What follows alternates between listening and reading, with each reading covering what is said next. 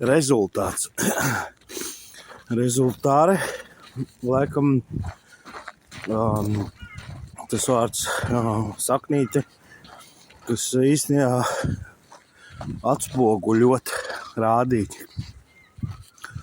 Un iedziļinoties šajā vārdā, domā, jo visās mūsu dzīvēs ir kaut kāda rezultāti. Vai finansiālā ziņā, vai attīstības ziņā, vai problēma ziņā. un kas man ļoti uzrunā par šo vārdu, šo konceptu, ir tas, ka rezultāts ir nepārprotams. Rezultāts nevar būt tāds, ko nevar nepārprasti konstatēt, teiksim tā. Viens, kas, piemēram, zinot un iedziļinoties mazliet vairāk kādā biznesa pasaulē, tad kontiņš ir tas, kas parāda rezultātu. Un nav svarīgi, cik tu zini, vai cik tu māki, vai cik tu šķiet, ka tev sanāk. Dienas beigās visu parāda konta izdruka un grāmatvedība. Un viņa nešķiro pēc vecuma, pēc daudzām lietām. Un tad citreiz ir tāda iekšējā nepatika par rezultātiem. Jo citreiz liekas, kad pienāktos vairāk, vai šķiet, ka ļoti daudz dari. Bet, ja mēs neakcentējam tās lietas, kas jāakcentē, tad viņas dienas beigās nedod to rezultātu. Un tas ir tas svarīgais saprast, ka es dodu rezultātu. Un tad arī uz to strādāt daudz vairāk. Un tas iet visās lietās cauri.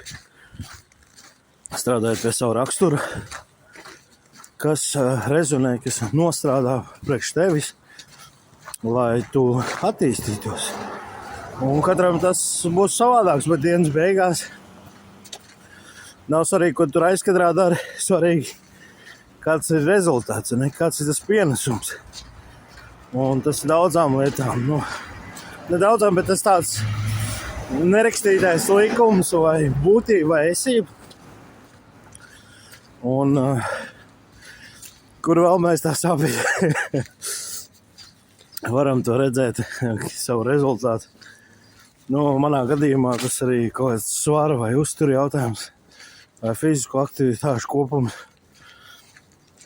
kad tu redzi pie savu svaru, ka tie kilogrami kaut ko citu komunicē nekā to, ko tev gribētos citreiz, vai to, ko tu cerīji, ka būs. Un šeit arī jāņem vērā visādas lietas, lai dienas beigās būtu tas rezultāts. Un rezultāts pieprasa kaut kādas tekošās darbības. Tas tāds varbūt veigā vārdu spēle, bet man ļoti palīdz personīgi iedziļināties un bišķiņi nosijāt nost emocijas. Jo citreiz mēs par rezultātu nesakritību ļoti norakstām vai skatāmies līdz uz emocijām. Un citreiz ļoti pamatot, ka tur neņem vērā to, vai tu nezini, kā es jūtos, vai kam es eju cauri, un viss tās lietas. Un tas viss ir saprotams.